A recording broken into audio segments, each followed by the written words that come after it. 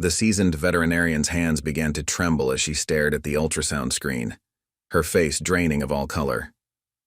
The prestigious Morgan Valley Equestrian Center fell into complete silence as Dr. Sarah Mitchell turned to face the stable's owner, her voice barely a whisper. "In all my 30 years of veterinary medicine, I've never seen anything like this. What your mare is carrying, it's impossible." The autumn wind whistled through the ancient oak trees surrounding Morgan Valley Equestrian Center, a sprawling 200-acre facility nestled in the rolling hills of Kentucky's horse country. Dr. Sarah Mitchell had made this drive countless times over her 3-decade career. But something about tonight's emergency call felt different. The urgency in Isabella Morgan's voice when she called about her prized Arabian mare, Luna, had set Sarah's nerves on edge. Luna's stable was the crown jewel of Morgan Valley, a state-of-the-art facility that housed some of the most valuable breeding stock in the country.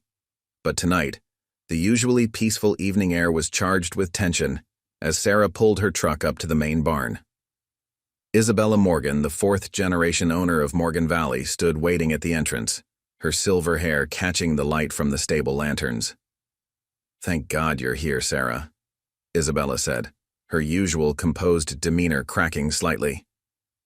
"Luna's been showing unusual symptoms all week, and tonight something just seems wrong." The concern in her voice was palpable. Luna wasn't just any horse. The black Arabian mare had been a gift from Isabella's late husband, James, before his passing 2 years ago. She was the last link to him, and her bloodline was legendary in breeding circles.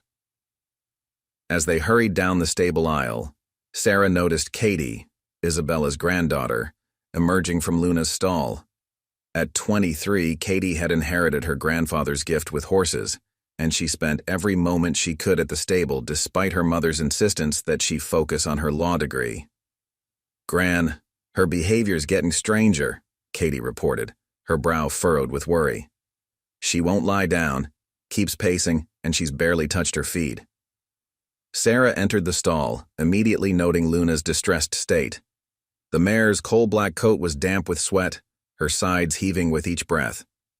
What caught Sarah's attention, however, was the unusual way Luna was carrying herself. Something wasn't quite right about her profile. "How long has she been showing these symptoms?" Sarah asked, running her experienced hands along Luna's flanks. "The unusual behavior started about 5 days ago," Isabella replied. "But she's been different for months now. We thought it was just age. She's 15, after all." Sarah frowned, reaching for her portable ultrasound machine. "Luna was cleared as unable to breed 3 years ago, correct?" Isabella nodded. "Yes, after multiple failed attempts. The specialist said she would never carry a foal. That's why we retired her to just being Katie's riding companion." As Sarah applied the gel and pressed the ultrasound wand to Luna's abdomen, the barn fell silent except for the gentle whirring of the machine. The black and white image flickered to life on the screen, and Sarah's breath caught in her throat. She adjusted the wand, moving it slightly, her hands beginning to shake as she processed what she was seeing. This can't be right," she muttered, adjusting the machine's settings and rechecking the image. The silence in the stable grew heavier as Isabella and Katie exchanged worried glances. "Sarah? What is it?" Isabella's voice wavered, something Katie had rarely heard from her usually stoic grandmother. The veterinarian's face had gone pale as she turned to face them, her professional composure cracking for the first time in years. "In all my 30 years of veterinary medicine, I've never seen anything like this. What Luna is carrying. It's impossible." Katie stepped forward, her heart pounding. "Doctor? Mitchell, please. What's wrong with Luna?"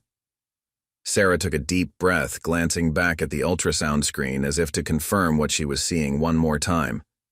"Luna is pregnant, but this isn't a normal foal. The imaging shows something I've only read about in veterinary journals. Something that's only been documented a handful of times in recorded history." Isabella gripped the stall door, her knuckles white. "What do you mean?" "What's inside her? Based on these images, Sarah said, her voice barely above a whisper. Luna is carrying what appears to be a chimera, a foal with two distinct genetic profiles merged into one being. It's displaying characteristics that I've never seen before in an equine pregnancy. The development is extraordinary. The implications of this revelation hung in the air like a physical presence. Luna, the mare deemed unable to bear foals, had not only conceived, but was carrying something unprecedented in their experience. The discovery would soon shake the foundations of everything they thought they knew about equine reproduction and test the bounds of their courage, dedication, and faith in the miracles that sometimes emerge from life's impossibilities. As the gravity of the situation settled over the stable, Katie noticed Luna's ears prick forward, and the mare turned her head to gaze at them with her wise, dark eyes, as if she understood that she was carrying something miraculous within her. The night wind continued to whistle through the oak trees outside, carrying with it the weight of the extraordinary journey that lay ahead, for everyone, at Morgan Valley. The following morning, Morgan Valley's conference room was filled with tension as some of the country's top veterinary specialists gathered around the large oak table. The room, usually reserved for prestigious breeding negotiations, now hosted an emergency consultation that would determine Luna's fate. Dr. Sarah Mitchell stood at the head of the table, pointing to enlarged ultrasound images projected on the wall. The fetal development is unlike anything documented in modern veterinary medicine, she explained, her laser pointer circling specific areas of the images. We're seeing characteristics that suggest two distinct genetic profiles have merged during early development. The implications are extraordinary.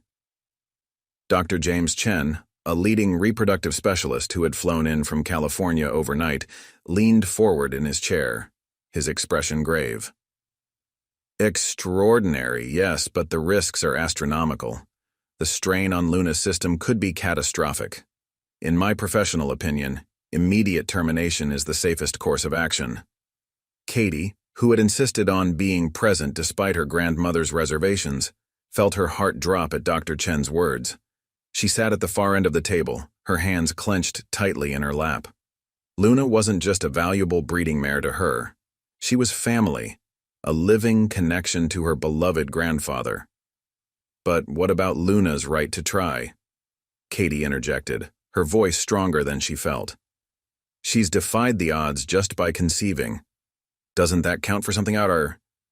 Isabella Morgan sat silently, her face a mask of careful consideration as she watched the debate unfold. The weight of the decision pressed heavily on her shoulders. Luna was more than just a valuable asset. She was James's final gift, a living reminder of their shared passion for horses. Dr. Elena Rodriguez, a specialist in high-risk equine pregnancies, shuffled through her notes before speaking. The documented cases of equine chimeras are extremely rare, fewer than 5 in recorded history. Of those, only 2 survived birth, and none involved a mare of Luna's age. The physical demands could be too much for her system, which is precisely why we need to consider this opportunity carefully, Dr. Mitchell countered, surprising everyone with her shift from initial shock to measured advocacy. Think about what we could learn. This could revolutionize our understanding of equine genetics. 2. The debate continued as morning stretched into afternoon. More specialists were consulted via video call, each offering their perspective on the unprecedented situation. Statistics were quoted, case studies referenced, and potential complications outlined in meticulous detail. The risks were undeniable: Luna's age, her previous breeding difficulties, the unique nature of the pregnancy itself. During a brief break, Katie found her grandmother standing alone by the window, gazing out at the paddocks where Luna usually grazed. "Gran," she said softly, "what would Grandpa have done?" Isabella's shoulders tensed slightly at the question. James had always been the risk-taker between them, the one who saw possibility where others saw danger. "Your grandfather," she replied carefully, "always said that the greatest achievements in breeding came from trusting the horses themselves." The afternoon session brought new concerns from Dr. Chen. The strain on Luna's cardiovascular system alone could be fatal. We're not just talking about the pregnancy. The birth itself could kill her. Are we really willing to risk losing her completely? Katie stood up, her voice wavering but determined. I've spent every day with Luna for the past 2 years. I was there when she pulled through colic last winter when everyone thought she wouldn't make it. She's stronger than any of us realize. Dr. Rodriguez raised an eyebrow. Emotional attachment can't override medical reality, Miss Morgan. We have to think about what's best for Luna. But what if our understanding of medical reality is limited? Katie challenged. Luna was deemed unable to conceive, yet here we are. Maybe there's more to this than what we can predict with statistics. Isabella finally broke her silence, her voice cutting through the tension. Dr. Chen, if we were to proceed with the pregnancy, what would we need to do to give Luna the best possible chance? The question shifted the room's energy from debate to possibility. Dr. Chen sighed, recognizing the direction the conversation was taking. We'd need round-the-clock monitoring, specialized nutrition plans, regular cardiovascular checks. The resources required would be substantial. Money is not the issue, Isabella stated firmly. Morgan Valley has everything we need, and what we don't have we'll acquire. Dr. Mitchell nodded, already making notes. We could set up a dedicated monitoring system in Luna's stall, coordinate with specialists across the country for regular consultations, with the right preparation. This is unprecedented, Dr. Rodriguez warned. We'd be writing the protocol as we go. Then we'll write it, Isabella declared, her decision crystallizing. We'll document everything, share our findings with the veterinary community. Whether this succeeds or fails, the knowledge gained could be invaluable. Katie felt tears welling up in her eyes as she realized what her grandmother was saying. Dr. Chen shook his head, but his opposition had softened to concerned acceptance. If you're determined to proceed, you'll need to understand that we're in uncharted territory. Every day will bring new challenges. Then we'll face them together, Isabella said, glancing at her granddaughter with a slight smile. James always said that Morgan Valley was built on believing in possibilities. It's time we honored that legacy. As the meeting concluded, the specialists began outlining preliminary care protocols, their professional curiosity gradually overcoming their initial skepticism. The sun was setting over the Kentucky hills, painting the conference room in shades of gold when Katie slipped away to visit Luna. She found the black mare dozing in her stall, peaceful despite the momentous discussions that had taken place about her future. We're going to try, girl, Katie whispered, stroking Luna's velvet nose. And we're going to prove them all wrong. In the gathering dusk, Morgan Valley prepared for a journey into the unknown, guided by hope, science, and the unshakable bond between humans and horses that had defined this place for generations. Morgan Valley transformed overnight. Luna's stable, once a quiet corner of the facility, became a hub of cutting-edge veterinary technology. The morning after their decisive meeting, trucks began arriving before dawn, delivering sophisticated monitoring equipment that would turn the stable into something resembling an equine intensive care unit. Place the cardiovascular monitors here, Doctor.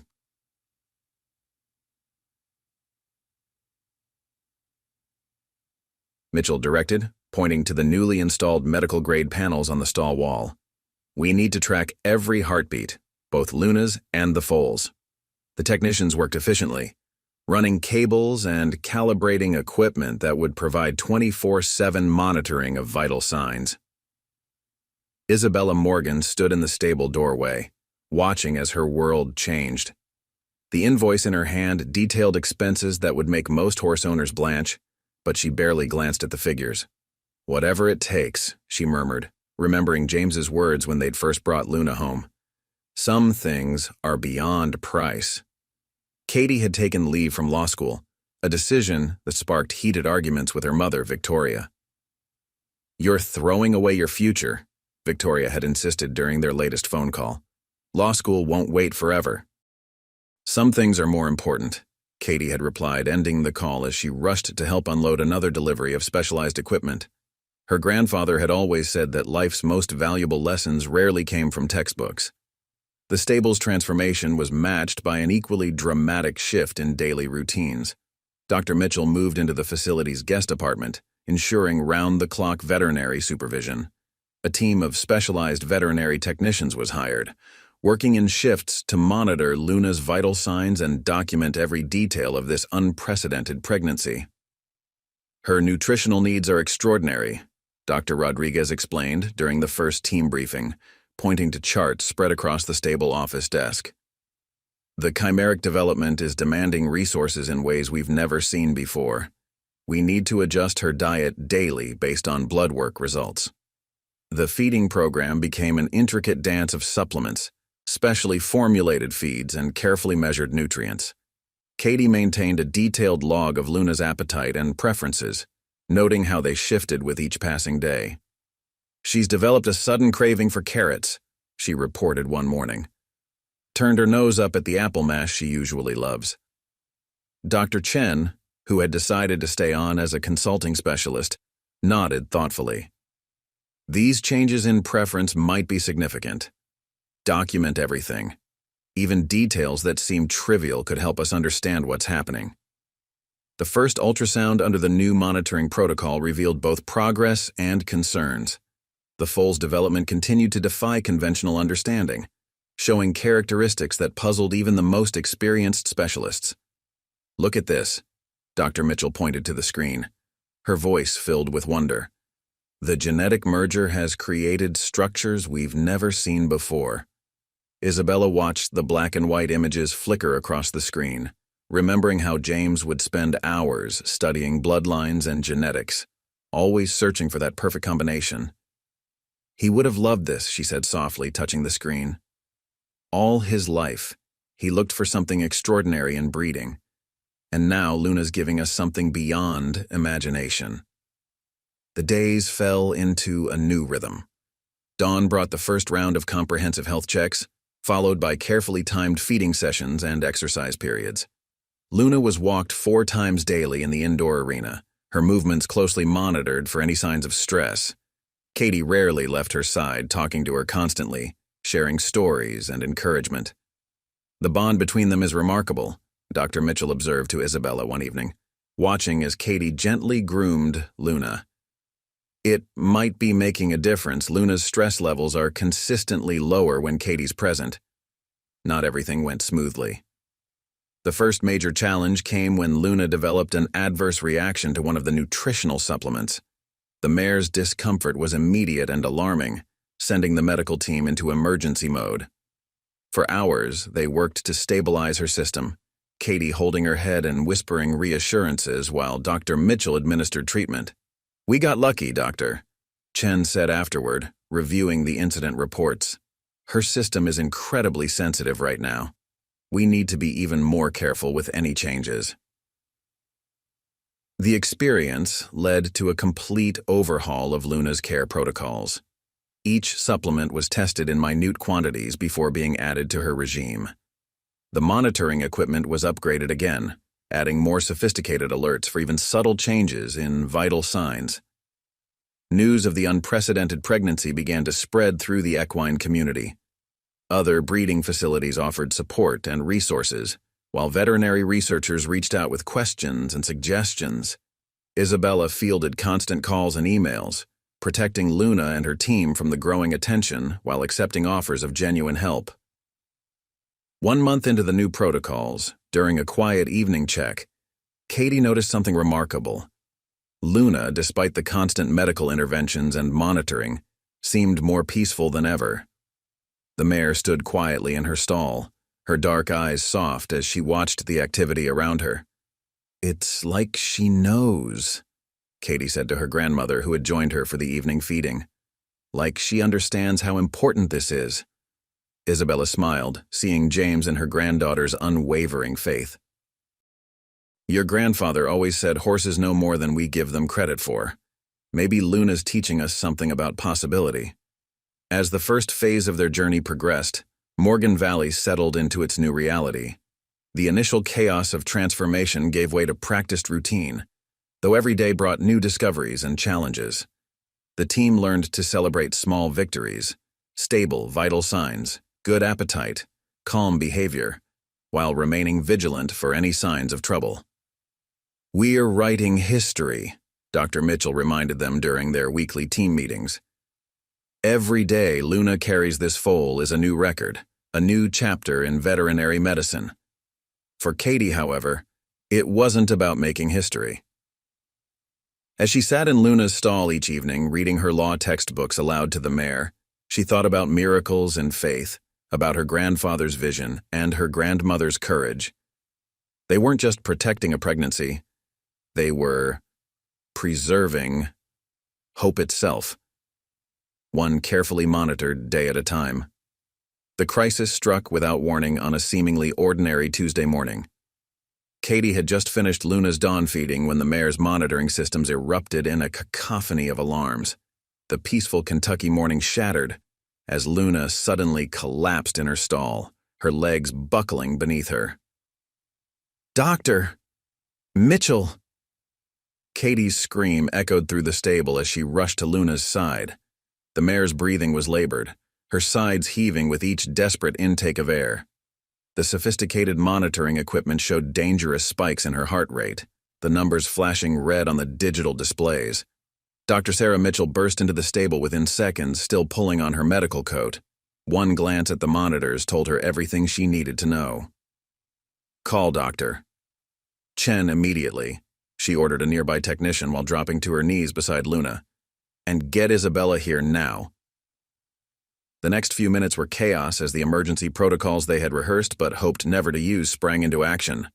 The medical team moved with practiced efficiency, but the gravity of the situation was evident in their tense expressions and clipped communications. "Blood pressure's dropping," a technician called out, eyes fixed on the monitors. "Heart rate extremely elevated." Dr. Mitchell's hands moved swiftly as she administered emergency medications, her calm exterior masking deep concern. "The chimeric development is putting unprecedented strain on her cardiovascular system," she explained to Katie, who refused to leave Luna's side. "We're seeing complications we couldn't have predicted." Isabella arrived just as Dr. Chen's face appeared on the large screen they'd installed for remote consultations.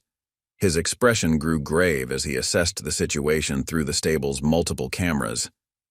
"The genetic merger is affecting her entire system," he said, his voice tight with concern. "The foal's unique development is demanding resources in ways we've never seen before. Her body might be rejecting the pregnancy." Katie's hand tightened on Luna's mane. "No," she whispered, tears streaming down her face. "Luna, please, don't give up now." The next hours were a brutal test of everything they had prepared for. The medical team worked tirelessly, adjusting medications and monitoring every slight change in Luna's condition. Dr. Mitchell barely moved from the mare's side, coordinating with specialists across the country as they fought to stabilize her. "We're seeing unusual patterns in her blood work," Dr. Rodriguez reported via video call, analyzing the latest results. "The chimeric development is triggering responses we've never encountered before. We're in completely uncharted territory." Isabella stood at the stable entrance, her usual composure cracking as she watched the battle for Luna's life unfold. The mare's labored breathing filled the air, punctuated by the steady beep of monitoring equipment and the urgent voices of the medical team. "James," she whispered, touching the wedding ring she still wore, "help us know what to do." As afternoon faded into evening, Luna's condition remained critical. The sophisticated equipment they had installed now seemed inadequate in the face of this unprecedented challenge. Dr. Mitchell ordered additional monitoring systems, which were rushed in from a nearby veterinary hospital.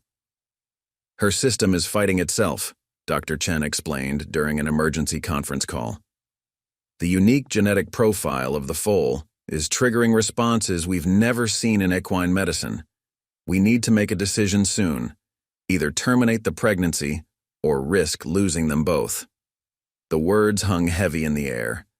Katie, who hadn't left Luna's side for hours, looked up at her grandmother with pleading eyes. Isabella felt the weight of the decision pressing down on her shoulders, remembering James's words about trust and instinct. Just then, something remarkable happened.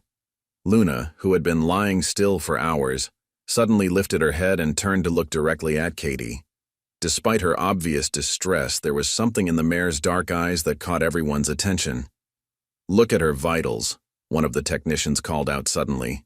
The numbers on the monitors were shifting, ever so slightly, but in the right direction. Dr. Mitchell rushed to check the latest readings. "It's subtle, but she's stabilizing," she announced, her voice filled with cautious hope. "Whatever we're doing, it's starting to work." Through the night, they maintained their vigilant watch. Slowly, hour by hour, Luna's condition began to improve. Her breathing eased, her vital signs stabilized, and by dawn, she was able to stand again, though shakily. "This goes against everything we know about equine medicine," Dr. Chen admitted during the morning briefing. "She should have lost the pregnancy, but somehow she's fighting through it," Dr. Mitchell finished, studying the latest test results with a mixture of professional fascination and personal awe. Katie, exhausted but relieved, sat in the corner of Luna's stall, her law textbooks forgotten beside her. "She's teaching us something, she said softly, watching Luna take small sips of water. "About strength. About possibility." Isabella nodded, remembering countless conversations with James about the mysteries of breeding and genetics. "Your grandfather always said that when we think we know everything about horses, they show us how much we still have to learn." The crisis passed, but it left its mark on everyone at Morgan Valley. The team implemented even more stringent monitoring protocols, and Dr. Mitchell began developing new emergency procedures specifically tailored to Luna's unique situation. "We're not just writing a new chapter in veterinary medicine," Dr. Mitchell told her team during the follow-up briefing. "We're writing an entirely new book. Everything we're learning here could change our understanding of equine genetics forever." As the sun set on that grueling day, Katie sat with Luna during the evening feeding, gently stroking her neck. The mare's ears flicked forward at her touch, a familiar gesture that now seemed miraculous after coming so close to losing her. "You're not done surprising us, are you, girl?" Katie whispered, feeling Luna's steady heartbeat beneath her hand. "We're all in this with you, every step of the way." The late autumn storm arrived without warning, bringing with it a cascade of events that would push everyone at Morgan Valley to their breaking point. Lightning split the Kentucky sky as rain hammered against the stable roof with unprecedented fury. The wind howled through the valley with such force that the ancient oak trees swayed ominously, their branches scraping against buildings like skeletal fingers. Inside Luna's climate-controlled stable, the sophisticated monitoring equipment began registering subtle changes in the mare's vital signs. The constant hum of machines was punctuated by occasional warning beeps, drawing concerned glances from the night shift technicians. "Something's not right," Katie murmured, watching Luna pace restlessly in her stall. Despite the late hour, she had stayed behind after noting unusual patterns in Luna's behavior during evening checks. The mare's ears were pinned back, her tail swishing in agitation, signs that experienced handlers knew shouldn't be ignored. Suddenly, a deafening crack of thunder shook the building. The lights flickered once, twice, and then plunged the stable into darkness. For a terrifying moment, everything was silent, except for Luna's frightened whine and the howling wind outside. "Emergency generators should kick in," one of the technicians called out, his voice tight with concern. But seconds ticked by, and the backup power didn't engage. Katie fumbled for her phone's flashlight, illuminating the stall just in time to see Luna rear up in panic, her hooves striking dangerously close to the sophisticated monitoring equipment. "No, Luna, easy girl," she called out, but her voice was lost in another crash of thunder. Dr. Mitchell burst through the stable doors, rain-soaked and breathless. "The lightning struck one of the main transformers," she reported grimly. "It's affected both primary and backup systems. We've lost all power to the monitoring equipment." The implications were devastating. Without the constant stream of data from the monitoring systems, They were flying blind with the most high-risk equine pregnancy ever documented. Luna's unique condition required minute-by-minute tracking of vital signs to ensure both her and the chimeric foal's safety. Isabella arrived moments later, taking charge of the situation with characteristic determination.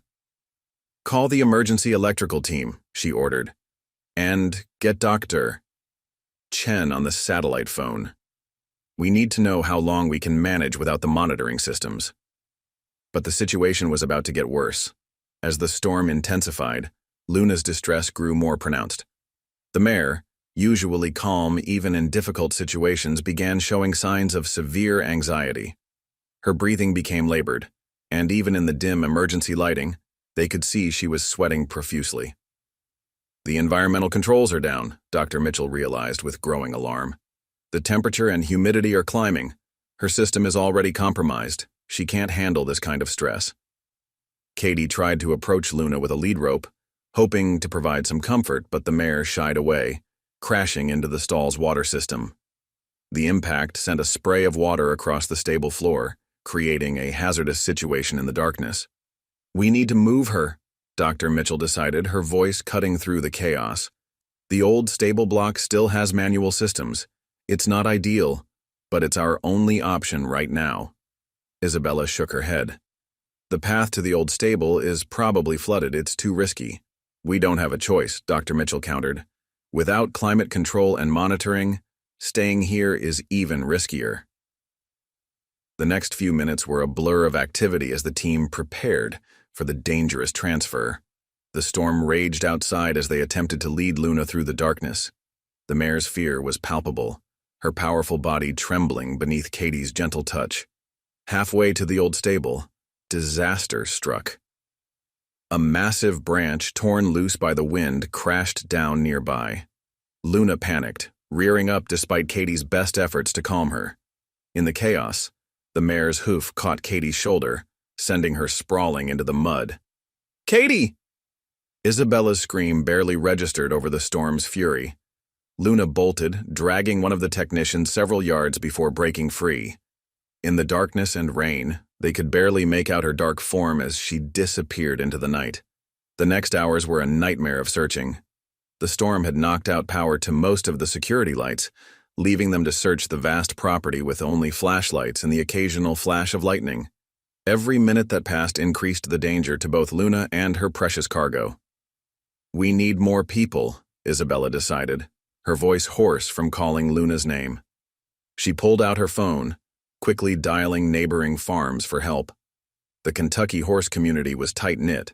Within an hour, dozens of volunteers had arrived with spotlights and ATVs ready to join the search. Dr. Mitchell worked frantically to coordinate the search patterns, while simultaneously consulting with Dr. Chen about the potential medical implications of this crisis. "The longer she's out there under this stress," she explained grimly, "the higher the risk of losing everything we've worked for." Katie, her shoulder throbbing but refusing medical attention, led one of the search teams. "Luna knows this property," she insisted, trying to think through the pain. "She'll seek shelter somewhere familiar." As dawn approached and the storm finally began to ease, a call came in from the far edge of the property.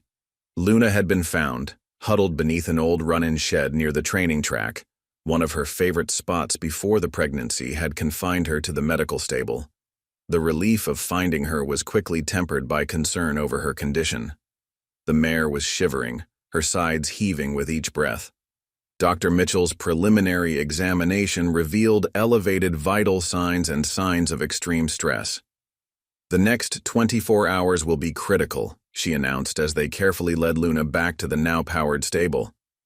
"The physical and emotional trauma of tonight, we won't know the full impact until we can run a complete set of tests." As the sun rose over Morgan Valley, the full scope of the night's events began to sink in. The sophisticated monitoring system, their window into Luna's unprecedented pregnancy, had been severely damaged. Katie's shoulder required medical attention, and Luna, their miracle mare, had endured hours of stress that could jeopardize everything they'd fought so hard to protect. Isabella stood in the stable doorway, watching as the medical team worked to stabilize Luna. "James always said that the greatest challenges reveal our true strength," she murmured, more to herself than anyone else. "I just hope we're strong enough for what comes next." The days following the storm brought both challenges and unexpected discoveries to Morgan Valley. As dawn broke over the damaged facility, the full extent of their new reality became clear. The sophisticated monitoring system, their window into Luna's unprecedented pregnancy, lay partially destroyed. Katie's injured shoulder confined her to limited duties, and Luna's stress levels remained dangerously elevated. Yet amid these setbacks, something remarkable began to emerge. "Look at these readings," Dr. Mitchell called out during morning checks, her voice carrying a note of amazement. She was studying the few monitoring devices that had survived the storm. "The chimeric foal's vital signs are actually stronger than before. It's as if the crisis triggered some kind of adaptive response." Dr. Chen, connected via the newly restored communication system, leaned closer to his screen to examine the data. "Fascinating," he murmured.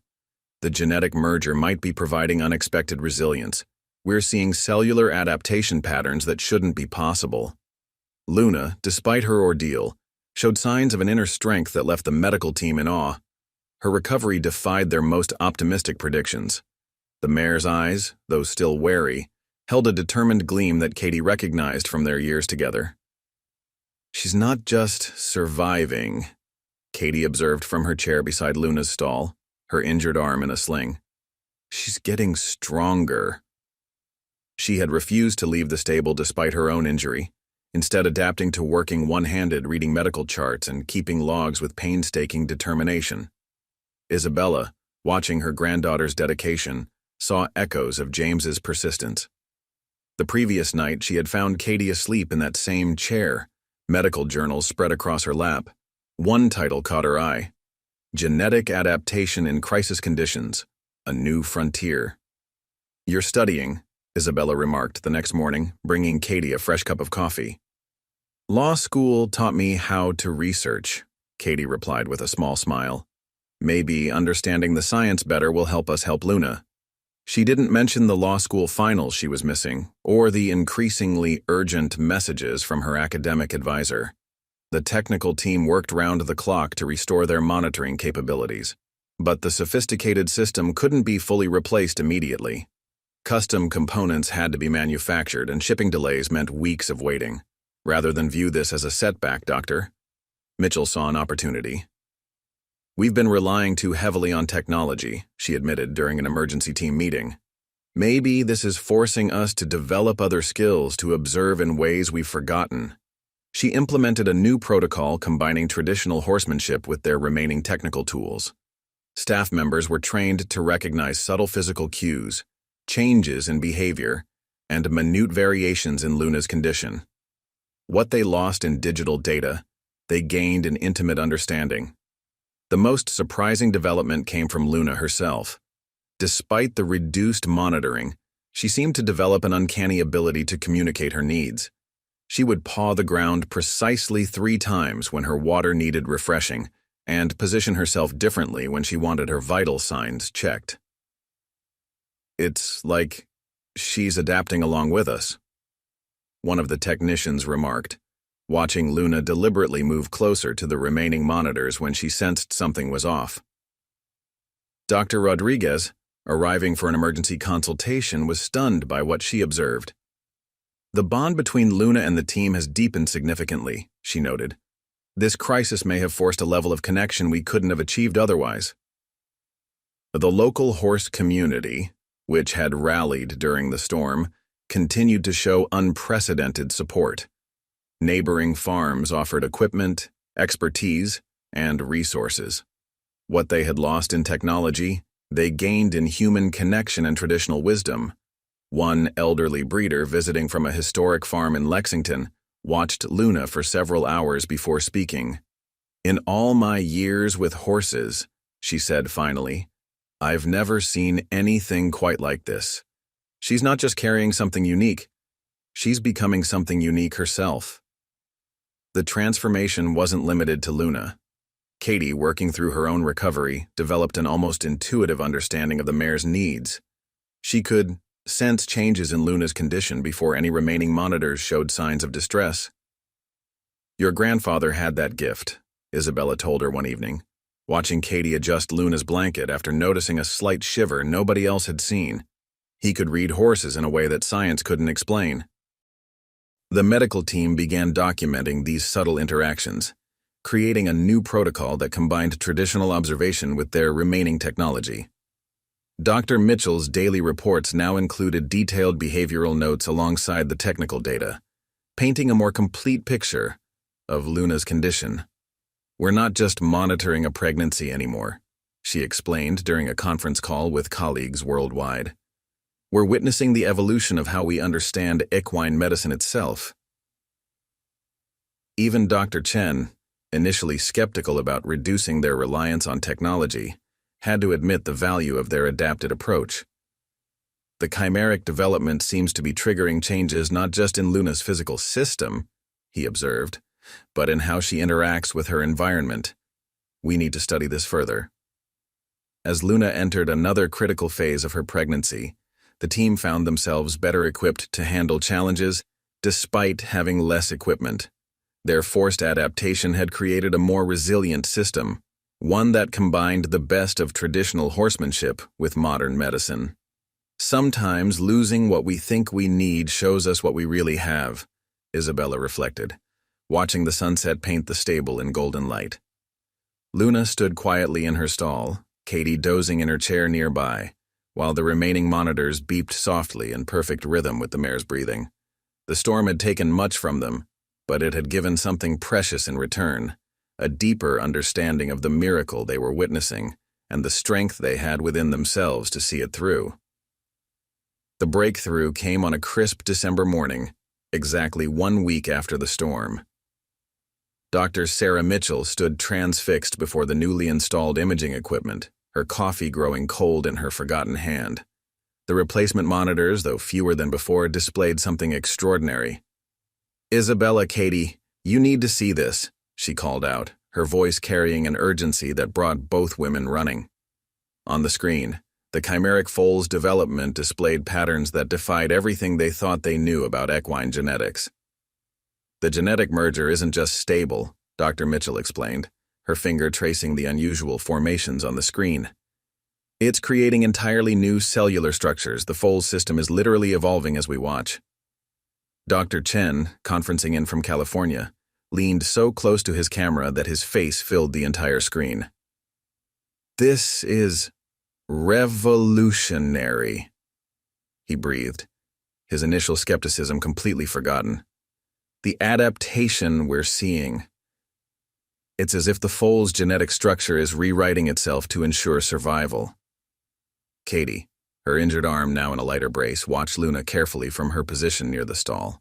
The mare stood quietly, her dark eyes alert and peaceful in a way they hadn't seen since before the storm. "She knows," Katie said softly.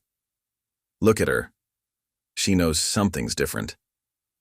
The next hours brought a flurry of activity as news of the breakthrough spread through the veterinary community. Leading geneticists requested access to the data, offering insights and theories about what they were witnessing. Morgan Valley became the epicenter of what many were calling the most significant development in equine medicine in decades. Isabella found herself remembering long conversations with James about the future of breeding. "He always said we were just scratching the surface of what's possible," she told Katie as they watched another team of specialists arrive. "I never imagined how right he would be." The breakthrough manifested in practical ways, too. Luna's vital signs stabilized at levels that should have been impossible for a mare her age carrying such a unique pregnancy. Her appetite returned with vigor, and her coat took on a shine that spoke of robust health. The traditional observation methods we were forced to adopt after the storm actually helped us identify this change earlier, Dr. Mitchell explained during an emergency conference call with colleagues worldwide. "Sometimes seeing less data makes you notice more." Katie's own recovery seemed to mirror Luna's progress. As her shoulder healed, she threw herself into documenting every aspect of the mare's transformation. Her law books lay forgotten as she filled notebook after notebook with observations, creating a detailed record that combined scientific data with intuitive understanding. "You're not going back to law school, are you?" Isabella asked one evening, finding Katie asleep amid piles of veterinary journals and genetic research papers. Katie smiled, touching Luna's nose as the mare nickered softly. "I think I've found my real calling, Gran. This is where I'm meant to be." Designer, Assant. The veterinary team expanded their monitoring to include new parameters based on their observations. They discovered that the chimeric foal's unique genetic structure was influencing Luna's own system, creating a symbiotic relationship unlike anything previously documented in equine medicine. "It's not just about the foal adapting anymore," Dr. Rodriguez observed during her weekly visit. "Luna's entire system has evolved to support this pregnancy. They're helping each other survive." The breakthrough attracted attention beyond the veterinary world. Leading genetic researchers reached out seeing implications for their own work in human medicine. Luna's story began to represent something larger, a testament to the untapped possibilities within genetic science. What we're witnessing here could change our understanding of genetic adaptation across species, one prominent researcher explained during a virtual consultation. The implications for both veterinary and human medicine are staggering. Isabella watched all this with mixed emotions. While she understood the scientific significance, for her it was deeply personal. Every positive development felt like a message from James, a confirmation that their lifetime of work with horses had led to this moment. The stable rhythm shifted as hope began to replace anxiety. The team's morning briefings, once tense affairs focused on crisis management, became excited discussions of new discoveries. Even Dr. Chen, connecting daily from California, couldn't hide his growing optimism. "We're past the point of just preventing disaster," he admitted during one call. "We're actually witnessing something miraculous unfold." Katie spent her evenings in Luna's stall, reading aloud from the growing collection of research papers about genetic adaptation. The mare would listen with pricked ears, occasionally nudging the papers with her nose as if offering her own insights. "She's not just a test subject anymore," Katie told her grandmother. "She's teaching us something new every day, something about resilience, about adaptation, about believing in possibilities." As December deepened, Morgan Valley transformed again. The damage from the storm was repaired, but they chose not to reinstall all the monitoring equipment. Instead, they maintained the balance they'd found between technology and traditional observation, creating a new model for high-risk equine care. "Sometimes the worst moments lead us to the best discoveries," Dr. Mitchell reflected, watching Luna doze peacefully in her stall. "We thought losing our technology was a disaster, but it forced us to see things we were missing." The pivotal moment wasn't just about scientific breakthrough. It was about vindication. Every person who had believed in Luna, who had fought to continue against the odds, felt the sweet satisfaction of seeing their faith rewarded. As Christmas approached, bringing with it a gentle blanket of Kentucky snow, Morgan Valley stood on the brink of something extraordinary. The miracle they had hoped for wasn't just possible anymore. It was unfolding before their eyes, one remarkable day at a time. The first signs came just after midnight on a bitterly cold January morning. Luna's restlessness drew Katie from her cot in the observation room, her breath visible in the crisp winter air. Something in the mare's behavior was different, a subtle change that months of close observation had taught her to recognize. "Doctor? Mitchell," Katie called out, her voice carrying a mix of excitement and fear. "I think it's starting." The mare's sides heaved with more pronounced movement than usual, her tail swishing in agitation. The remaining monitors began registering changes in vital signs that confirmed what Katie's instincts had already told her. The moment they had all been preparing for had arrived. Dr. Sarah Mitchell burst into the stable within minutes, her medical kit in hand. One look at Luna, and she immediately activated the emergency protocol they had rehearsed dozens of times. "Call Dr. Chen," she ordered a technician while pulling on surgical gloves. "And get Isabella here now. This is not a drill." And the stable erupted into carefully choreographed activity. Teams that had practiced this moment for months moved with precise efficiency, transforming the space into a sophisticated delivery unit. Special lighting was activated, emergency equipment was positioned, and additional monitors were quickly calibrated. Vital signs are elevated but within expected parameters, a technician reported, eyes fixed on the displays. Both maternal and fetal readings are holding steady. Isabella arrived just as Dr. Chen's face appeared on the main screen, his home office clearly showing it was the middle of the night in California. "Show me the latest readings," he demanded, sleep forgotten as he studied the data streaming in. "The chimeric development is affecting the normal birth process," he observed, his brow furrowed in concentration. "We need to be prepared for anything. This isn't going to follow any standard protocols." Luna paced her specially designed delivery stall, stopping occasionally as contractions began to build. Katie stayed near her head, speaking in soothing tones while monitoring every change in the mare's expression. Years of connection had created an almost telepathic bond between them. "That's it, girl," Katie murmured, stroking Luna's neck. "We're all here with you. You can do this." Dr. Mitchell's preliminary examination confirmed they were in the early stages of labor, but the unique nature of the pregnancy meant they couldn't rely on normal timelines. "The genetic merger has created structures we've never seen before," she explained to the team. "We need to be ready for rapid changes." The hours crept by with agonizing slowness. Luna's discomfort grew more pronounced, her mighty body struggling with a process that defied natural law. The monitoring equipment tracked every contraction, every shift in vital signs, creating a symphony of beeps and alerts that the medical team interpreted with intense concentration.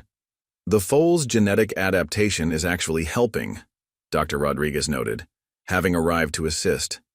"These readings suggest it's actively participating in the birth process, adjusting its position in ways we've never observed before."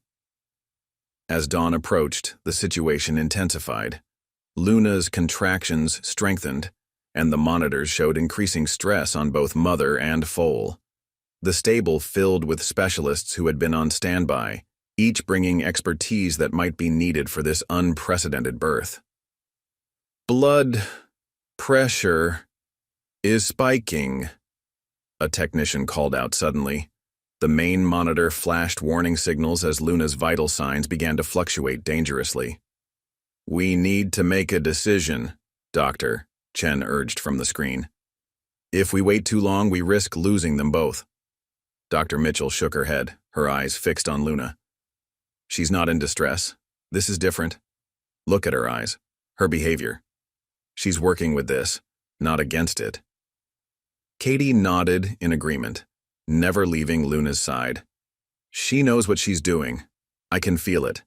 Isabella watched from near the stall door, her hand clutching James's old stopwatch. The same stopwatch they had used to time countless normal foalings over the years, now marked the seconds of this extraordinary event. The tension in the stable reached a fever pitch as Luna entered active labor. The mare's powerful body tensed with each contraction, while the monitoring equipment registered patterns that defied medical understanding. The chimeric foal's vital signs pulsed with an otherworldly rhythm, as if orchestrating its own arrival. "Everyone in position," Dr. Mitchell commanded, as she saw the first signs of imminent birth. "Remember your training. Whatever happens next, we stay focused and calm." Katie felt Luna lean against her slightly, the mare's dark eyes meeting hers with an almost human understanding. In that moment, she remembered every step of their journey, the initial discovery, the debates, the crises, and the breakthroughs. All of it had led to this moment. "The next few minutes will determine everything," Dr. Chen advised, his voice tense with anticipation. "We're about to witness either a miracle or—" He didn't finish the sentence. He didn't need to. Everyone in the stable knew the stakes. Months of preparation, countless hours of research, and the combined hopes of an entire community hung on what would happen next. Luna let out a low groan, her sides heaving with renewed effort. The monitors erupted in a cascade of alerts as the birth entered its final phase. Dr. Mitchell moved into position, her experienced hands ready to assist if needed. "This is it," she announced, her voice steady despite the gravity of the moment. Everyone ready. We're about to meet our miracle. The stable held its breath as Luna entered the final stage of labor. The mare's powerful body trembled with effort, while the monitoring equipment registered patterns that defied all medical understanding. In the tense silence, only the beeping of machines and Luna's labored breathing could be heard. "Something's different," Dr. Mitchell announced suddenly, her eyes widening as she monitored the birth progress. "The foal's position. I've never seen anything like this." Dr. Chen leaned closer to his screen in California, studying the readings that streamed in. "The genetic markers are shifting in real time," he reported, his voice filled with wonder. "It's as if the chimeric DNA is still actively adapting, even during birth." Katie maintained her position at Luna's head, speaking soft words of encouragement while watching for any signs of distress. The mare's dark eyes remained locked with hers, showing a determination that transcended normal animal behavior. Then, it happened. As the first light of dawn began to filter through the stable windows, Luna gave one final mighty push. Dr. Mitchell's gasp echoed through the stable, followed by a collective intake of breath from every observer. "Oh my God," she whispered, her professional composure cracking for the first time. This is unprecedented." The foal that emerged defied everything they thought they knew about equine genetics. Its coat seemed to shimmer with an iridescent quality, displaying patches that shifted between deep gold and silver depending on how the light struck them. But it was the foal's structure that left everyone speechless. Its bone formation and muscle composition showed characteristics that should have been impossible. "The chimeric fusion," Dr. Chen breathed, watching through the video feed. "It's created something entirely new. Something that's never existed before." The foal's legs were notably different from a typical newborn, stronger, more developed. As Dr. Mitchell quickly worked to clear its airways and perform initial checks, she noted other unprecedented features: enhanced muscle density, advanced joint development, and most remarkably, evidence of accelerated neural development. "Vital signs are off the charts," a technician reported. "But in a good way. These readings, Garam, they're beyond anything we've ever recorded in a newborn foal."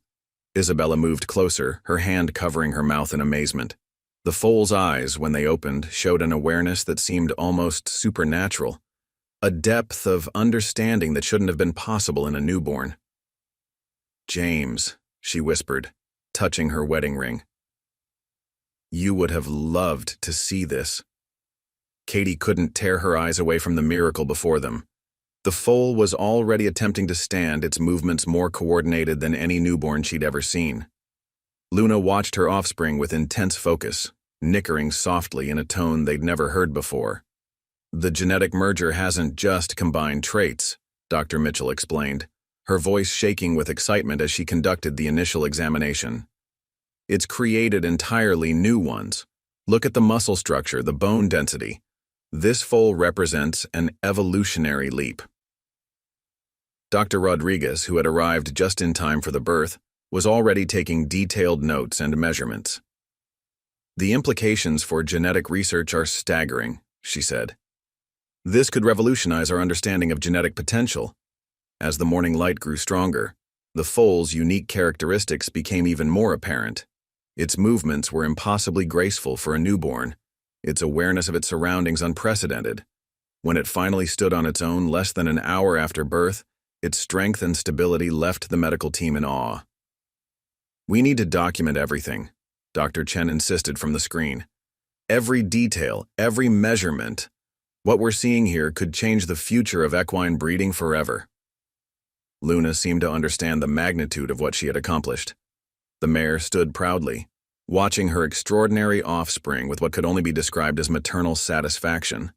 Her vital signs, though elevated from the birth, showed none of the distress they had feared. "She knew," Katie said softly, stroking Luna's neck. All along, she knew she was carrying something special. The news spread quickly through the veterinary community. Within hours, Morgan Valley was fielding calls from leading research institutions and breeding facilities worldwide. The birth of a chimeric foal with enhanced characteristics had implications that reached far beyond the equine world. "This isn't just a medical miracle," Dr. Mitchell told the assembled team as they watched the foal nurse for the first time. "This is a glimpse into possibilities we never imagined existed. What Luna and this foal have shown us could open doors we didn't even know were there." Isabella, watching the foal's iridescent coat shimmer in the morning light, made a decision. "We'll call it Aurora," she announced, "for the dawn of something new." The name seemed perfect. Aurora, like the mythical goddess of dawn, represented the beginning of a new era in equine history. As the morning progressed, the foal continued to display abilities and awareness that challenged everything they thought they knew about newborn horses. Katie sat in Luna's stall, watching mother and foal bond while making detailed notes in her journal. Every movement, every interaction was precious data that would help them understand this breakthrough. But beyond the science, beyond the medical significance, she felt the pure joy of witnessing something truly miraculous. "You did it, Luna," she whispered, watching Aurora nurse with surprising strength. "You showed us that sometimes the impossible just needs a chance to prove itself." The first week after Aurora's birth transformed Morgan Valley into the epicenter of the equine scientific world. The stable's quiet routine gave way to a carefully managed stream of researchers, genetic specialists, and leading veterinarians, all drawn by reports of the miracle foal that defied genetic understanding. Dr. Mitchell established strict protocols for observation. "Aurora isn't just a scientific breakthrough," she reminded each new arrival. "She's a newborn foal who needs peace and stability." Yet even she couldn't hide her amazement at each new discovery about the chimeric foal's capabilities. "Look at this," she called out one morning, reviewing the latest test results with Dr. Chen via video conference. "Aurora's muscle density is triple what we'd expect in a newborn. And these neural readings, they're off the charts." The foal's development continued to astonish everyone. By day 3, Aurora was not only running but showing coordination that shouldn't have been possible for weeks. Her iridescent coat, shifting between gold and silver in the light, became even more pronounced, drawing gasps from every new observer. Katie maintained detailed logs of Aurora's behaviors, noting patterns that seemed impossible for a newborn. "She responds to complex commands already," she reported during the morning briefing. "Watch this." At her subtle hand signal, Aurora approached the stall door and waited patiently, displaying understanding that would be remarkable in a trained adult horse. Luna proved to be an exceptional mother, though her protective instincts required some adjustment of the research protocols. The mare would only allow certain people near Aurora, seeming to sense those whose interest was purely scientific versus those who cared about her foal's well-being. "She's not just protective," Isabella observed, watching Luna position herself between Aurora and a particularly eager research team. "She's selective. It's like she understands the difference between observation and exploitation." The media attention grew rapidly, despite Morgan Valley's efforts to maintain privacy. News of a foal with unprecedented genetic characteristics spread through the horse world and beyond. Reporters gathered at the farm's gates while social media exploded with speculation about the miracle at Morgan Valley. "We need to control the narrative," Isabella decided, calling an emergency meeting with her staff. "This isn't just about protecting our privacy. It's about ensuring Aurora's story is told accurately and responsibly." Dr. Rodriguez, who had extended her stay to document Aurora's development, helped craft a communication strategy. "We need to balance scientific transparency with protective protocols," she explained. "What we're seeing here could change equine breeding forever, but we have to manage how that information is shared." The first authorized photographs of Aurora, released through proper scientific channels, caused a sensation. The foal's unique appearance and advanced abilities captured imaginations worldwide. Leading genetics journals fast-tracked articles about the chimeric breakthrough, while prestigious research institutions offered unlimited funding for further study. It's not just about the physical characteristics, Dr. Chen explained during a presentation to his colleagues at UC Davis. The genetic merger has created enhanced cognitive abilities we've never seen in equines. Aurora isn't just stronger or more coordinated. She's demonstrating problem-solving skills that challenge our understanding of horse intelligence. Katie found herself at the center of much of the attention, as her detailed observations provided crucial insights into Aurora's daily development. Her law school dean called repeatedly, offering to arrange independent study credits for her work at Morgan Valley, but Katie's path had already shifted. "I'm exactly where I need to be," she told Isabella one evening, watching Aurora perform a complex series of movements that seemed more like dance than typical foal play. "This is what I was meant to do." The scientific implications of Aurora's birth extended far beyond the equine world. Genetic researchers saw applications for human medicine, particularly in understanding how genetic adaptation could enhance healing and development. Major medical institutions began reaching out, seeking collaboration opportunities. "What we're learning here could revolutionize genetic therapy," one leading researcher explained during a visit. "The way Aurora's chimeric cells have created enhanced functions. It opens up possibilities we never imagined." Luna and Aurora's bond became a subject of study itself. The mare and foal displayed levels of communication and cooperation that suggested enhanced social cognition. Their interactions were more sophisticated than typical mare-foal relationships, showing evidence of complex problem-solving and emotional intelligence. "They're teaching each other," Katie noted in her logs. "Aurora isn't just learning from Luna, they're developing new ways of interacting that we've never seen before." Isabella found herself remembering James more than ever during these days. "He always said there was magic in good breeding," she told Katie, watching Aurora's coat shimmer in the morning light. "But I don't think even he imagined something like this." As the first week drew to a close, Morgan Valley established a new normal. Security was enhanced to protect their precious charges, while a careful schedule balanced research needs with Aurora's development. The stable became a unique blend of nursery and laboratory, where scientific breakthrough met miracle every day. "We're not just documenting a unique birth anymore," Dr. Mitchell reflected, reviewing the growing collection of data.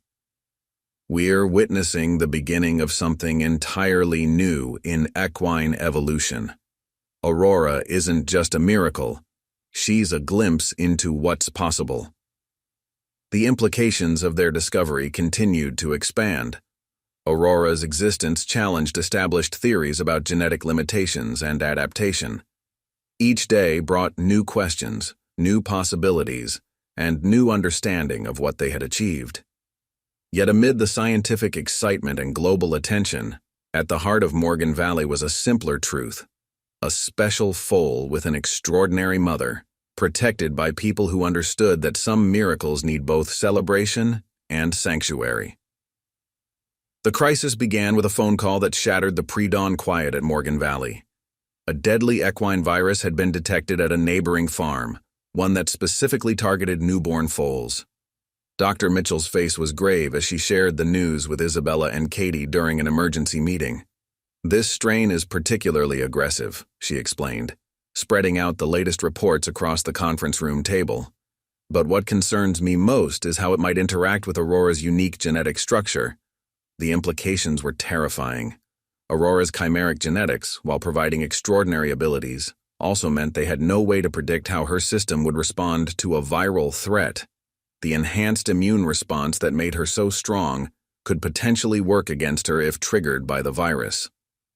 "We need to implement complete quarantine protocols immediately," Dr. Chen advised via video call, his usually calm demeanor showing clear concern. "Aurora's genetic adaptation makes her both potentially more resistant and more vulnerable. We are in uncharted territory." Katie felt her heart sink as she watched Luna and Aurora through the observation window. The foal had just mastered a complex series of movements that seemed more like ballet than typical horse behavior, her iridescent coat catching the morning light as she pranced around her mother. Could her enhanced immune system protect her? She asked hopefully, but Dr. Rodriguez, who had rushed back to Morgan Valley upon hearing the news, shook her head. The chimeric fusion that makes her special also makes her unpredictable. A normal foal's immune response, we understand, but Aurora's system could either fight off the virus completely or overreact catastrophically. The next hours brought a flurry of activity as Morgan Valley transformed into a biological fortress. Staff members were assigned to specific zones to minimize movement between areas. Air filtration systems were upgraded, and decontamination protocols were instituted that rivaled those of high-security laboratories. "No one enters the main stable without full protective gear," Isabella ordered, her voice leaving no room for argument. We didn't come this far to lose her now. The virus's approach felt like a slowly tightening noose. Each day brought reports of new cases closer to Morgan Valley. The regular updates from neighboring farms became a source of growing dread as the infection spread despite containment efforts. Dr. Mitchell worked tirelessly with a team of virologists to develop a protective strategy.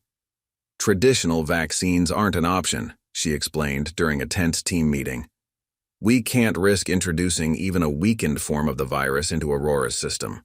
The reaction could be catastrophic." The strain began to show on everyone. Katie barely left the stable, sleeping on a cot near Aurora's stall and maintaining obsessive notes about every small change in the foal's behavior. Her law school withdrawal became official with a brief email exchange. There was no going back now. Luna seemed to sense the tension, becoming more protective of Aurora than ever. The mare's maternal instincts, already enhanced by her experience carrying a chimeric foal, shifted into high alert. She would only allow Katie and Dr. Mitchell near Aurora, treating even familiar staff members with newfound suspicion. "She knows something's wrong," Katie observed, watching Luna position herself between Aurora and the stable entrance. "Look how she tracks every movement, every sound." The first sign of trouble came on a cold February morning. Aurora, usually energetic and playful, seemed slightly subdued during her morning check. The change was so subtle that only Katie, with her intimate knowledge of the foal's patterns, noticed it. "Something's off," she insisted, calling Dr. Mitchell to observe Aurora's behavior. The foal's iridescent coat, normally brilliant in the morning light, seemed somehow dulled. Initial tests showed minimal changes in Aurora's vital signs, but Dr. Mitchell ordered a full diagnostic panel immediately. "With her unique physiology, we can't take any chances. The slightest change could indicate something serious." The hours of waiting for test results were excruciating. Isabella paced the observation room while Katie sat with Aurora, monitoring every breath, every movement.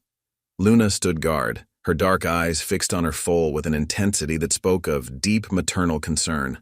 When the results came in, they confirmed their worst fears. "The virus has breached our defenses," Dr. Mitchell announced grimly. "Aurora's system is already fighting it, but her response is like nothing we've ever seen. Her enhanced immune system is mounting a defense that could be as dangerous as the virus itself." Dr. Chen, conferencing in from his lab where he was analyzing the data, looked deeply troubled. "Her chimeric cells are treating this like an invasion, mobilizing responses we didn't even know were possible. The risk of a cytokine storm is extreme." The team sprang into action, implementing emergency protocols they had hoped never to use. The stable transformed into an intensive care unit, as specialists in protective gear worked to support Aurora's fight against both the virus and her own supercharged immune response. "We're walking a tightrope," Dr. Rodriguez explained as they administered carefully calculated treatments. "Too little support and the virus could overwhelm her. Too much intervention and we could trigger an immune response that her system can't handle." Derdand. Triciarol Luna never left Aurora's side, nickering softly to her foal in tones that seemed to carry both comfort and encouragement. The bond between them, already extraordinary, deepened in the face of this threat. Katie maintained her vigil, speaking softly to both mare and foal while monitoring every change, every response. "You're stronger than this," she whispered to Aurora, watching the foal battle an enemy they couldn't see. "You've been defying the impossible since before you were born. Don't stop now." The breakthrough came on the third day of Aurora's battle with the virus, during the darkest hours before dawn. Dr. Mitchell had been reviewing the latest blood work when she noticed something extraordinary in the results. "This is incredible," she breathed, quickly sending the data to Dr. Chen. "Aurora's chimeric cells aren't just fighting the virus. They're adapting to it. They're literally rewriting their own genetic code to create a new defense mechanism." The discovery sent shockwaves through the scientific community. Aurora's enhanced immune system wasn't just responding to the threat, it was evolving in real time, developing solutions that had never been seen before in equine medicine. "The implications are staggering," Dr. Chen announced during an emergency conference call with leading researchers worldwide. "Her genetic structure is demonstrating adaptive capabilities we thought were impossible. This could revolutionize our understanding of immune response across all species." Katie, who hadn't left the stable in days, watched in amazement as Aurora's condition began to improve. The foal's iridescent coat, which had dulled during the illness, started regaining its mysterious shimmer. More importantly, her unique behaviors, the almost supernatural awareness and coordination, began to return. "Look at her movement patterns," Katie noted in her observation log. "She's not just recovering, she's getting stronger. It's like her system is building upon what it learned from fighting the virus." Luna's role in Aurora's recovery proved equally fascinating. The mare had developed a new behavior, positioning herself so that her body heat would warm specific parts of Aurora's body, where the immune response was strongest. It was as if she could sense exactly where her foal needed support. "The bond between them has evolved beyond normal mare-foal behavior," Dr. Rodriguez observed, documenting their interactions. "They're displaying levels of cooperation and communication that challenge our understanding of equine relationships." Isabella watched it all with a mixture of pride and wonder. "James always said that every great breakthrough in breeding came from horses showing us something new," she remarked to Katie. "But this is beyond anything he could have imagined." As Aurora recovered, the data gathered from her illness and recovery became the foundation for groundbreaking research. Her ability to adapt and overcome the virus opened new possibilities in genetic medicine. Researchers began studying how her chimeric cells' adaptive capabilities might be applied to developing treatments for other equine diseases. "We're not just documenting a medical miracle," Dr. Mitchell explained during a presentation to the International Equine Genetics Conference. "We're witnessing the emergence of capabilities that could change the future of veterinary medicine." The stable gradually returned to normal operations, but nothing would ever be quite the same. Aurora's triumph over the virus had proven that her unique genetic makeup wasn't just a scientific curiosity. It was a window into new possibilities for equine evolution. "Each challenge she faces shows us something new," Katie observed, watching Aurora master increasingly complex behaviors. The foal now demonstrated problem-solving abilities that surpassed many adult horses, while her physical capabilities continued to develop in unprecedented ways. The scientific papers documenting Aurora's case began appearing in prestigious journals, causing a sensation in both veterinary and genetic research communities. Morgan Valley became a center for studying enhanced equine capabilities, with Aurora as the living proof of what was possible. Luna's role in the breakthrough didn't go unnoticed either. Researchers began studying how her successful carrying of a chimeric foal had changed her own physiology. The bond between mare and foal became a subject of intensive research, suggesting new understanding of emotional intelligence in horses. "We're seeing evidence of adaptation in Luna's system as well," Dr. Rodriguez reported, reviewing the latest findings. "Her experience carrying and raising Aurora has triggered changes in her own genetic expression. She's not just Aurora's mother, she's part of the miracle." Isabella found herself thinking often of James during these days of triumph. "He always said that greatness in horses came from giving nature a chance to show us something new," she told a documentary crew that had been carefully vetted to tell Aurora's story. "We just had to be brave enough to recognize it when it appeared." Katie's own transformation became part of the story as well. Her detailed documentation of Aurora's development, combined with her intimate understanding of the foal's behaviors, proved invaluable to researchers. Several universities offered her opportunities to formalize her studies in equine genetics, recognizing that her experience with Aurora provided insights no traditional education could match. "Sometimes the path chooses you," she told her grandmother one evening, watching Aurora perform a series of movements that seemed to defy physical limitations. All those years of law school and my real education was happening right here in this stable. As spring arrived in Kentucky, bringing new life to Morgan Valley, Aurora's story became more than just a scientific breakthrough. She represented hope, proof that the impossible could become possible, that evolution could take unexpected leaps forward, and that the bond between humans and horses could still reveal new wonders. The legacy of their journey extended far beyond the boundaries of Morgan Valley. Aurora's unique genetics and her triumph over illness opened new frontiers in equine medicine. Research inspired by her case led to developments in treating previously challenging equine conditions, while her enhanced capabilities challenged traditional understanding of horse potential. "We thought we were just witnessing a unique birth," Dr. Mitchell reflected during a quiet moment in the stable. "Instead, we were seeing the dawn of new possibilities for all horses."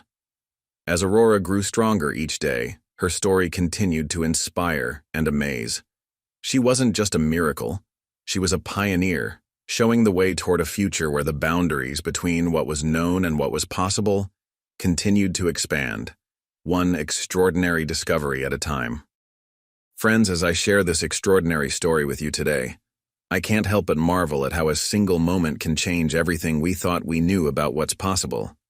The story of Luna and Aurora isn't just about a miraculous birth or a scientific breakthrough. It's about faith, courage, and the incredible things that can happen when we dare to believe in possibilities. Think about that moment when Dr. Mitchell first saw those unusual readings on her ultrasound screen. She could have dismissed them, could have taken the safe route that medical science dictated. Instead, she chose to explore the unknown. And Isabella Morgan, carrying the weight of her late husband's legacy, chose to trust in something extraordinary rather than accept conventional wisdom. But perhaps the most powerful lesson comes from Katie, who followed her heart instead of her planned path. She reminds us that sometimes our true calling finds us in the most unexpected ways. Her connection with Luna and Aurora shows us that the strongest bonds often transcend our ordinary understanding. When Luna was discovered to be carrying a chimeric foal, the experts said it was impossible. When she struggled through her pregnancy, they said it was too risky. When the virus threatened Aurora's life, they feared the worst. But at each step, this remarkable mare and her miracle foal proved that impossible is just a word we use when we haven't yet seen what determination and love can accomplish. The transformation of Morgan Valley from a traditional breeding facility to a center of groundbreaking research reminds us that innovation often comes from embracing the unexpected. Dr. Chen's journey from skeptic to believer, Dr. Mitchell's willingness to question everything she knew, and Dr. Rodriguez's dedication to documenting every remarkable moment. These show us how true progress often requires us to step beyond our comfortable assumptions. Aurora's story has touched people around the world, not just because she's a scientific marvel, but because she represents hope. Her iridescent coat, shifting between gold and silver in the sunlight, reminds us that nature still holds mysteries we have yet to understand. Her extraordinary abilities challenge us to question our limitations, and her profound bond with Luna shows us that maternal love knows no boundaries.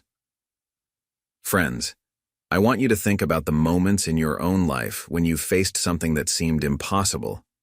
Maybe it was a dream others said was too big, a goal they said was out of reach, or a challenge they said you couldn't overcome. Luna and Aurora's story teaches us that these are precisely the moments when we need to hold on tightest to our faith in possibilities. The journey wasn't easy. There were moments of doubt, of fear, of near despair. The storm that threatened everything they'd worked for, the virus that almost took Aurora from them. These challenges tested every person involved. But they also showed us that our greatest strengths often emerge in our most difficult moments. Look at how the community came together during the crisis. Neighboring farms offering support, researchers sharing insights, veterinarians volunteering their expertise. It reminds us that miracles don't happen in isolation. They happen when people come together, when we support each other's dreams, when we refuse to let fear overcome hope. The scientific implications of Aurora's birth continue to unfold. Her unique genetic makeup is opening new frontiers in equine medicine, offering hope for treating conditions once thought incurable. But beyond the science, beyond the medical breakthroughs, there's a simpler truth. Sometimes believing in a miracle is the first step to making it happen. Isabella Morgan perhaps said it best when she said, "James always told me that the greatest moments in life come when we're brave enough to believe in something extraordinary." Her late husband's spirit lived on in every decision to trust, to hope, to persist against the odds. As I stand here sharing this story with you, Aurora continues to grow and amaze everyone at Morgan Valley. Her capabilities develop in ways that challenge our understanding daily. Luna watches over her with that same unwavering devotion that helped her defy every prediction. And Katie, who found her life's purpose in this remarkable journey, continues to document every extraordinary moment. Friends, this story isn't just about a horse giving birth to something unprecedented. It's about all of us, about the potential for miracles that exists in every challenge we face, every dream we pursue, every time we choose hope over fear. It's about recognizing that sometimes the most extraordinary things happen when we're brave enough to believe they're possible. So the next time someone tells you something is impossible, remember Luna and Aurora. Remember the mare who carried a miracle and the foal who rewrote the rules of what we thought nature could achieve.